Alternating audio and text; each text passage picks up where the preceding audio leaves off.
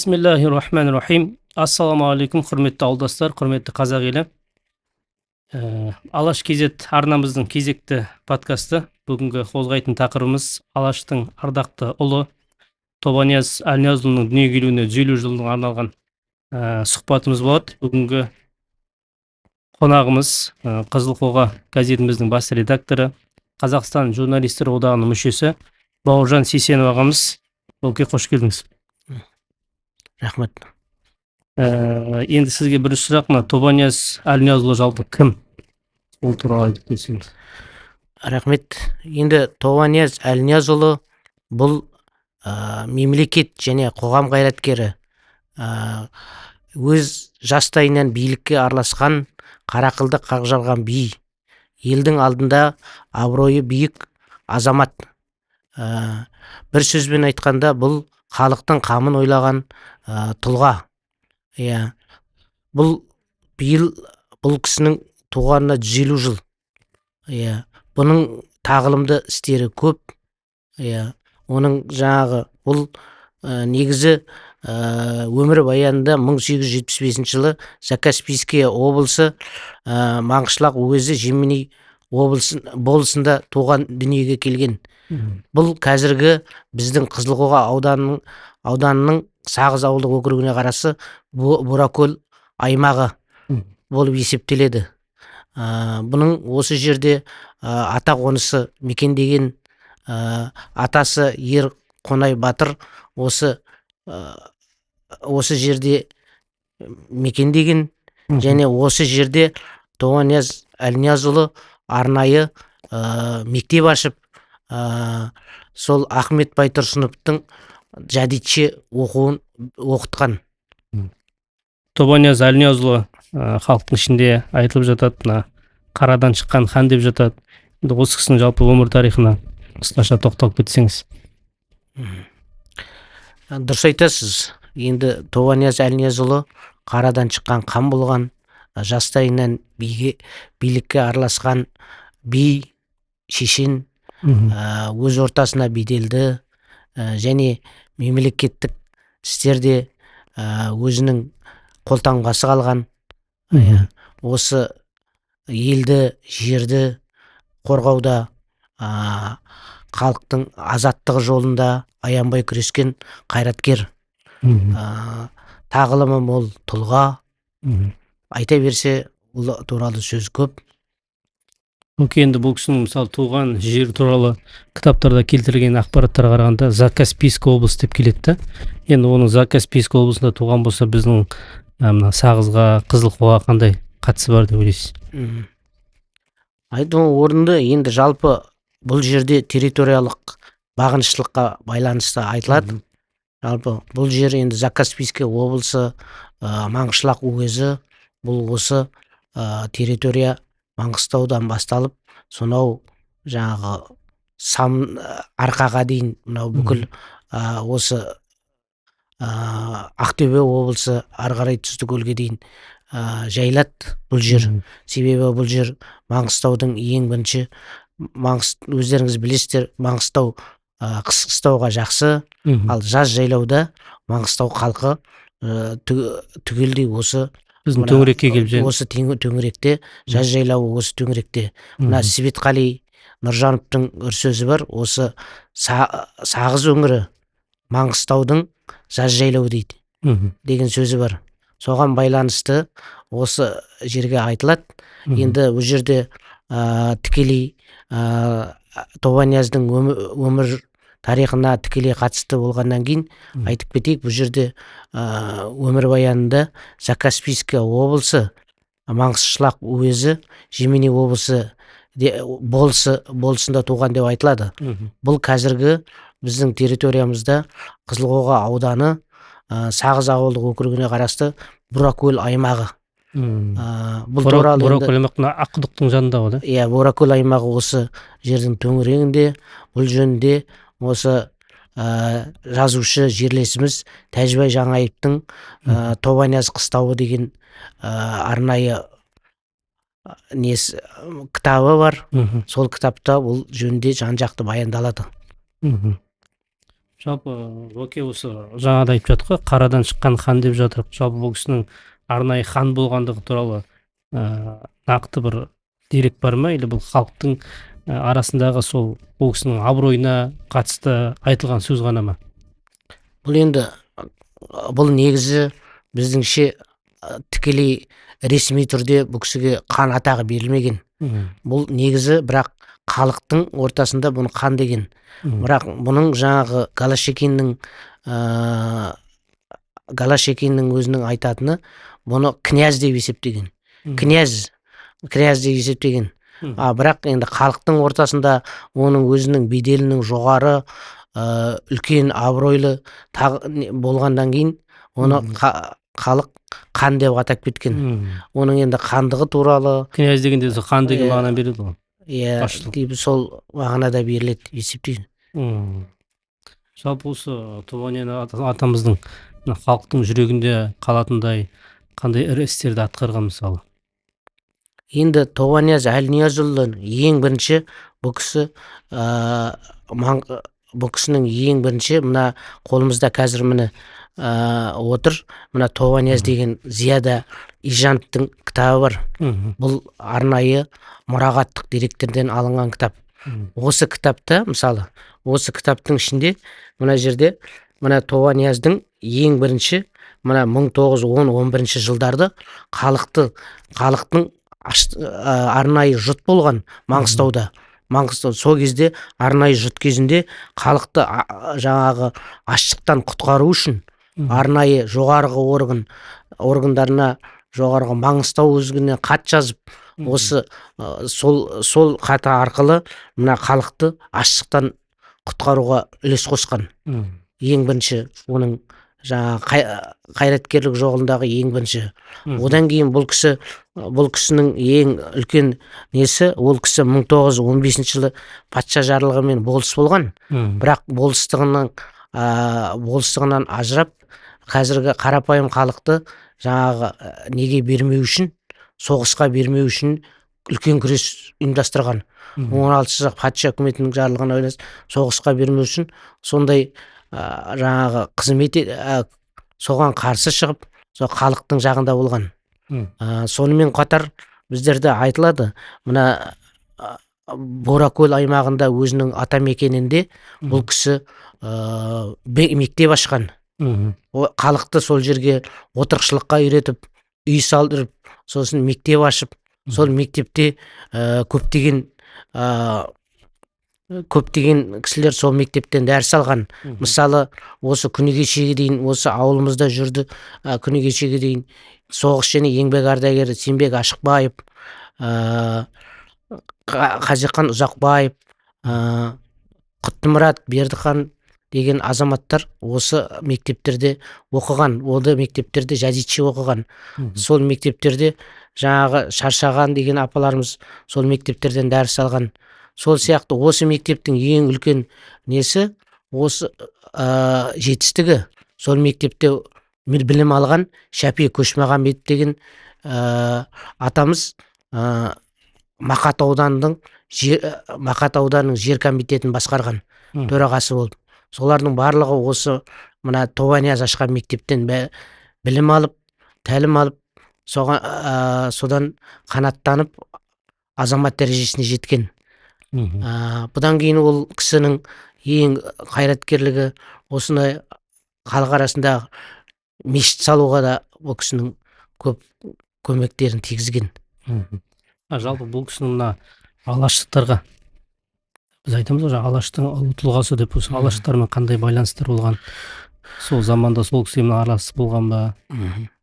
Дұрыс айтасыз. Енді бұл Тобанияз Әлниязұлы 1918-20 жылдары, 23 жылдары осы Ада революция комитетінің төрағасы болып тұрғанда Алашорда үкіметіне тікелей қолдау білдірген. Алашорда үкіметінің батыс бөлімшесінің төрағалары Қалел жақаншаларымен солармен жақтас, соларға үлкен қолдау білдірген. Мысалы, Қалел Тайсоған өзінде жаңағы жұқпалы аурулармен ауырған адамдарды емдеу кезінде лазарат ашқан кезде осы Тобанияз сол лазаратқа 100 адам беріп жаңағы неге емдеуге сол лазер көмектескен. Сол бүкіл сол адамдардың барлығының бүкіл жағдайын, тамақтарын бәрін өзі көтерген. Оның мысалы Қамжа Есенжанов деген жазушының Ақжайық романында айтылады. Бұл Алашорда съезінің батыс бөлімшесінің Алашорда съезінде бірінші Тобанияз қатысып, сол съезде Тобанияз Әлниязұлы неге Алашордашыларға 150 атты әскері беріп, сол бүткіл аттар әскерінің жағдайының бәрін өзі көтеретін жөнінде сол кітапта анық жазылған. Тобанияз Әлниязұлының мынау біздің іргемізге жақын 4 километр Шибұлақтағы Абдолла Хазірет атамызбен бір байланысы бар деп естиміз. Сол рас па? Сол туралы бір айтып берсеңіз. Дұрыс айтуыңыз. Тобанияз Әлниязұлы жалпы осы Алашқа жалпы тарихи тұлғалармен тікелей байланысы болған ғой. Соның ішіндегі осы имандылықтың нұрын сепкен Абдолла Хазіреттің бұл Құдай қосқан құдасы болып деген дерек бар, айтылады. Және бұл жердегі ең басты қайраткерлік Абдолла Хазіретке осы елдің саяси қайраткері Мұстафа Шоқайдың осы Маңғыстау арқылы шетелге шығуына себепші болған. Оған септігін тигізген кезде осы ең бірінші осы Тобанияз Әлниязұлы осы Мұстафа Шоқайды Абдолла Хазіретке әкеліп, сол жерде бір-бірімен сәлемдесіп, сол арқылы ар жағы кетік арқылы осы Мұстафа Шоқай әйелі Мәрияммен бірге осы шетелге асқан, шетелге шыққан деген деректер айтылады. Яғни Мұстафа Шоқайдың да бір осы елден көшіп баратқан біздің ағайындармен кездескендігі жөнінде сол туралы бір өлеңдер шығып жатқан, қазір бір кейбір деректерде шығып жатты дейді. Сол туралы не айтасыз?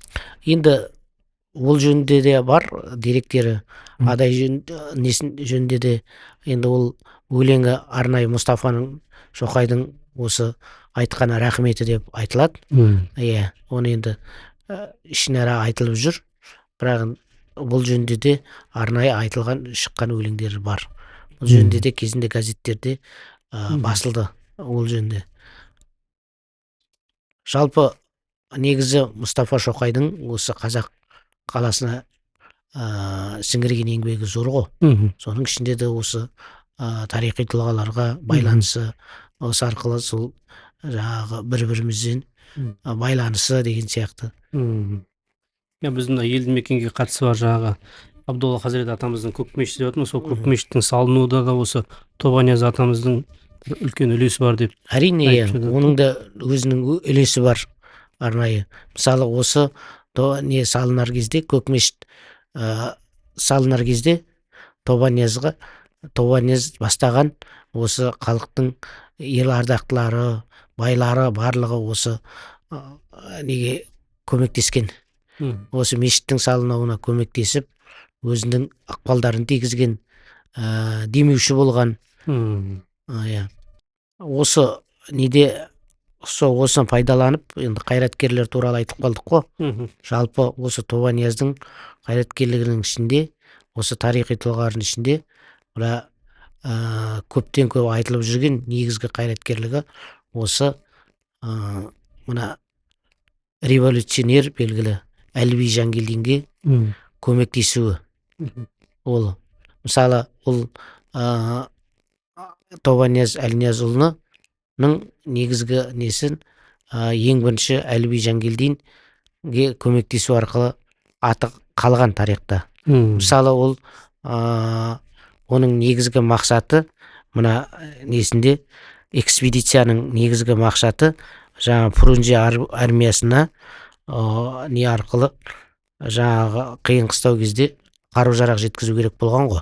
Сол қару-жарақты бұлар Маңғыстаудан алып Каспий теңізі арқылы Шалқарға жеткізу керек болған. Ақтөбе облысының Шалқарға.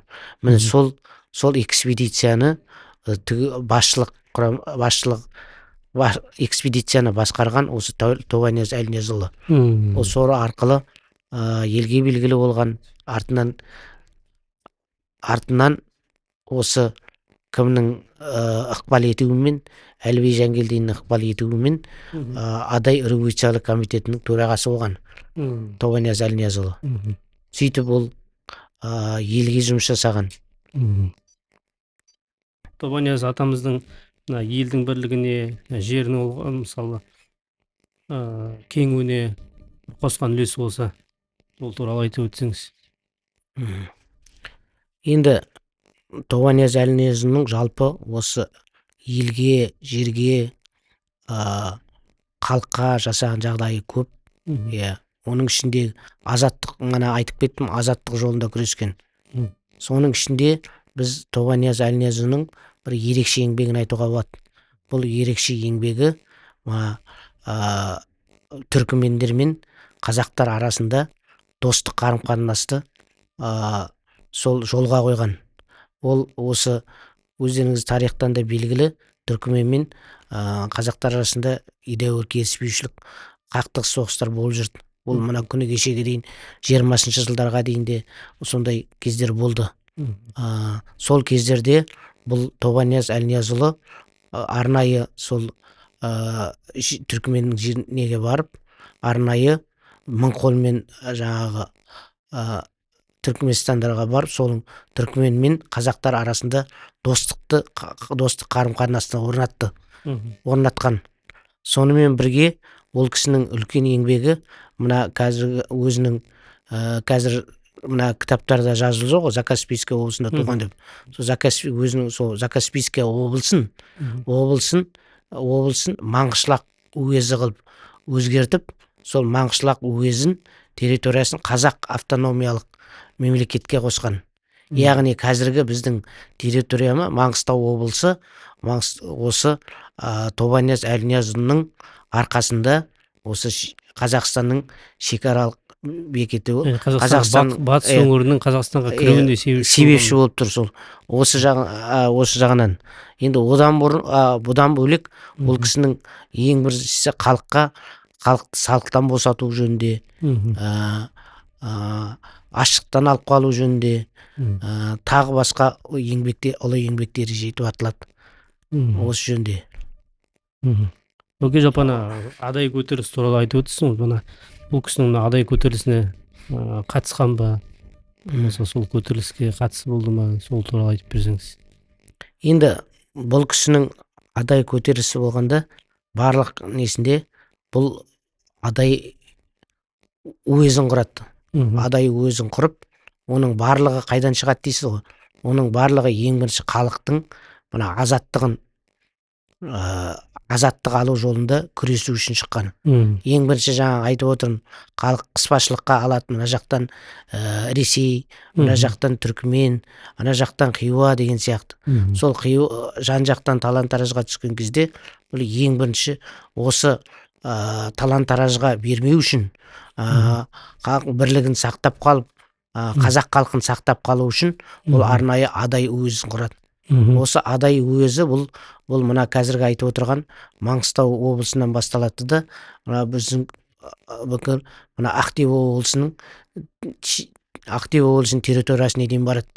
Осы жердің барлығы адай уезінің жері болады.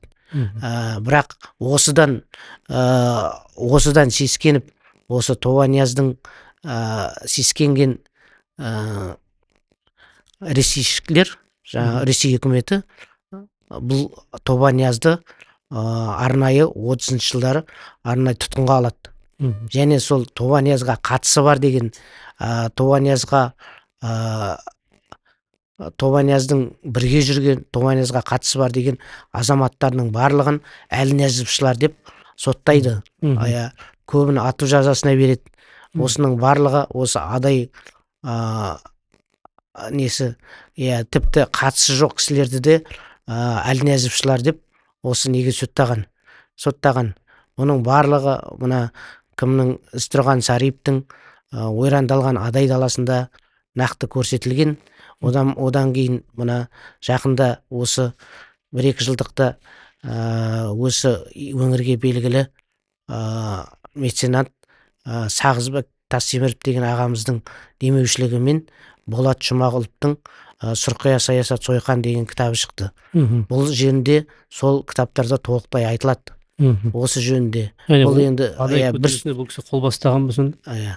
Адай көтерілісінде қол бастағанда ең бірінші бұның ерекшелігі сол адай көтерілісшілер деп бәрі шошиды ғой. Бірақ бұл адай көтеріліс емес. Бұл айта кететін Тобанияздың төңкеріс комитетінің төрағасы ең бірінші. Төңкеріс комитетінің. Енді бұл халыққа қазіргі жағдайға қарағанда жаңашылдық жасап тұр ғой, енді өзінің билігімен, өзінің несімен қазақ халқын сақтап қалу мақсатында сол өзінің жаңағы беделі абыройы арқасында қазақ халқының несін ұлтын сақтап қалуға қызмет еткен кісі. Жақсы, Бөке, жалпы осы кісінің Тобанияз Әлниязұлы атамыздың тағылымын зерттеп, соған еңбек сіңіріп жүрген қазір заман осы уақытта қандай ғалымдар бар, болмаса қандай қайраткерлер еңбек сіңіріп жатыр осының тағылымы туралы зерттеп? Енді Тобанияз Әлниязұлы туралы қазір жазылып жатырған кітаптарда көп, оны зерттеп жүрген тарихшылар да жетерлік. Енді бұл тұрғыда ең бірінші еске алатынымыз тарих ғылымдарының докторы Таласбек Омарбеков. Осы бұл түбегейлі адай көтерілісі, адайға қатысты, Маңғыстау халқына қатысты зерттеу жүргізген. Одан кейінгі осы неде жаңа айтып отырған тарих ғылымдарының кандидаты Болат Жұмағұлов осы жөнінде, Тобанияз жөнінде және осы Әлниязовшыларға байланысты саяси қуғын-сүргін құрбандарға байланысты арнайы монографиясы бар. Жерлесіміз Марат Мәжитовтың Тобанияз деген арнайы романы бар. Жерлесіміз Тәжібай Жаңаевтың Тобанияз қыстауы деген үлкен бір хикаяты бар. Және соңғы ең құнды мәлімет осы көптен насихатталмай жүр, бірақ айтылуы керек. Мына Зияда Ижанов деген үлкен ғалым болды, өмірден өтіп кетті. Соның арнайы шығарған Тобанияз деген арнайы мынау құжатпен жасақталған арнайы кітабы бар. Бұл кітапта осы нақты Тобанияздың жасаған халыққа жасаған игі істері, оның жаңағы көтерілісі архивтерден көтеріліп жасалған. Көтерілісі архивтерден жазылған. Және ең соңғы сол қай жерде сол Тобанияздың өмірден өткенше жазылған. Енді біздерде ең бірінші мына айтылып жүр, бірақ айтылып жүргенмен біздерде көбіне нашар не болып жүрген бір нәрсе бар еді. Тобанияз Әлниязұлын негізі бұрын жаңағы қайтқанда қайда қайтқаны, жаңағы қай жерде қайтқаны белгісіз болып жүрген. 30-шы жылы 12-ші наурызында қайтты деп жүрдік. Жалпы Алматыға алдыртқан. 30-шы жылдары Алматыға алдыртып, бірақ ар жағы қалай екені, қайда атылды ма, әлде ол басқа жаққа қудаланып кетті ма, сол жөнінде белгісіз болып жүреді. Соңғы мына кімнің жаңашылдығы, Болат Жұмағұлов тарих ғылымдарының жаңашылдығы осы Тобанияздың соңғы неде атылғандығы жөнінде арнайы құжаты табылған.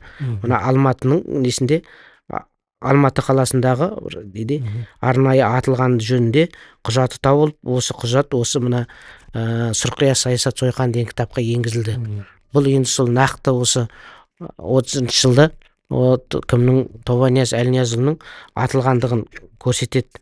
Нақты құжат 31-ші жылы 9-шы наурызда атылғандығы жөнінде осы құжат нақты айтылып жүр. Бұл соңғы деректер. Енді Тобанияз жөнінде бұл Әбілқайыр Испанов та үлкен роман жазды. Маңғыстау өңірінде ол туралы жазылып жатқан қаншама нелер бар. Соның ішінде мысалы Тобанияз ұсталғанда деп, ең бірінші Тобанияз 16-шы жылы ұсталғанда халық ақыны Сәттіғұл Жанғабылды Тобанияз туралы, Тобанияз ұсталғанда да арнайы жыр шығарған. Тобанияз кеткен. Одан кейінгі Хамит Ерғалиевтің осы Тобаниязға арналған үлкен дастаны бар. Светқали Нұржановтың осы Тобаниязға арналған үлкен өлеңі бар. Осы. Енді бұл кісінің қазіргі уақытта мына атылып кетті деп отырсыз ғой, мүрдесі сақталған жер бар ма қазір? Жерленген жері белгілі ма халыққа? Өкінішке орай ол құжатта айтылғанымен, бірақ ол жер әлі құпия, белгісіз. Оның қай жерде жерленгені, қайдан естігені. Өйткені бұл жаңағы арнайы НКВД-ның ОГПУ-ның есімен арнайы түрде атылған ғой, құпия түрде. Жалпы енді жас ұрпақ қоғам қайраткерінен тағылым алу үшін алдағы уақытта болмаса қазіргі уақытта жасалып жатқан қандай істер бар ауданда? Жалпы Тобаниязды негізі осы 2018 жылы болу керек. Осы Алаш қайраткерлерінің 100 жылдығы ма екен? 18 жылдар. Солған байланысты арнайы азаттық жолында күрескен қайраткерлер жөнінде арнайы ғылыми практикалық конференция өтті. Осы немен Қызылқоға ауданымен бірлесіп. Сол жерде де осы Тобанияз Әлниязұлының осы халыққа жасаған істері, игі істері, ғалымдардың есіме айтылды. Көп мәселе.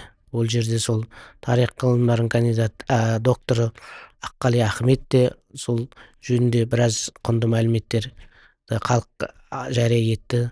Сол жерде бір айтылған мәселе, өзекті мәселе осы Тобанияз Әлниязұлының атын осы жаңадан сол кезде ашылған Сағыз орта мектебіне атын беру жөнінде мәселе қозғалды сол кезде. Содан бері ол мәселе әлі қозғалып келе жатыр. Өкінішке орай ол әлі шешімін тапқан жоқ. Бірақ сол мәселе әлі де қозғала беру керек деп есептеймін. Себебі оның жаңағы Тобанияздың тағылымы, біреу жаңағы айтылып та жүр, айтып та жүр. Тобанияздың қандай қатысы бар бізде? Ол Маңғыстау облысының емес пе? Жоқ, Тобанияз Маңғыстау болсын, біз Тобанияз қазақтың Тобаниязы, қазақ ұлтының тұлғасы. Сол жөнінде оны арнайы облыс әкімдігі де қолдап отыр. Бірақ енді бір сәл түсінбеушіліктерге байланысты әлі де шешімін таппай жүр.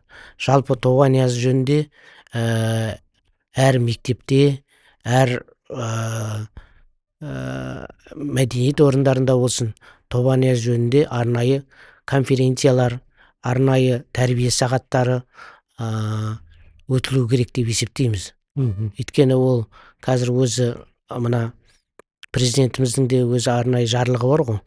Саяси қуғын сүргіндерін кеңінен насихаттау, солардың істерін жас ұрпаққа үлгі ету турасында. Міне сол тұрғыдан келгенде де Тобанияз Әлниязұлы саяси қуғын сүргін құрбанының алда тұрған қайраткер ретінде жан-жақты тағылымды істері насихатталу керек деп есептейміз. Бұл жөнінде де әлде де шаралар өтеді деп есептейміз.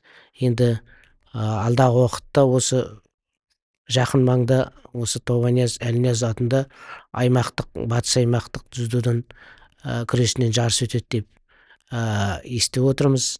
Осы айдың 25-інде. Бұйырса, ол соған құптарлық іс. Осындай шаралар өте беру керек және жалғасын таба беру керек деп есептейміз. Өкежан, Сағыз мектебінің атауын Тобанияз атамыздың атына беруге қандай кедергілер болып тұр? Неліктен ол аты берілмей тұр ол мектепке атауы? Себебі енді ауданымыздың өзінде, мысалы, Миялда 3-4 мектептің атының өзі Алаш қайраткерлерінің атында. Мысалы, Халил Досмамбетов атында бір мектеп бар, Аманшин атында мектеп бар. Неге Сағызда сол 3 мектептің біреуін осы алаштықтардың атына бермеске? Дұрыс айтасыз, енді орынды сұрақ. Бұл енді бұл жерде ең бірінші кезекте мен түсінбейін, әлі бұл жерде мына ұстаздардың, жаңағы мұғалімдердің, ұжымның қарсы болуы бұл жерде тек қана кедергі болып тұр. Бұл әйтпесе бұның тарихи тұлғалары мысалы заңды түрде осы 300 мына ономастикалық комиссияның заңдылығы бойынша арнайы белгіленген республика бойынша 300-дің үстінде адамдарға адамға атын беру жөнінде ономастикалық заң бар.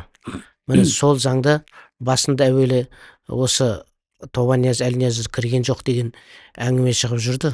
Бірақ бұл шараны, бұл нені осы өзіміздің жерлес ағамыз Жауғашты Нәбиев арнайы Астанаға шығып, Тобанияздың сол ономастикалық комиссияның 300 адамның есіміне тізіміне кіру жөнінде ұсыныс беріп, соны кіргізіп, бұл қазір Абаймен де бүкіл мына Мұхтармен де қатар тұратын Тобанияз сондай деңгейдегі тұлғалардың қатарына кірді.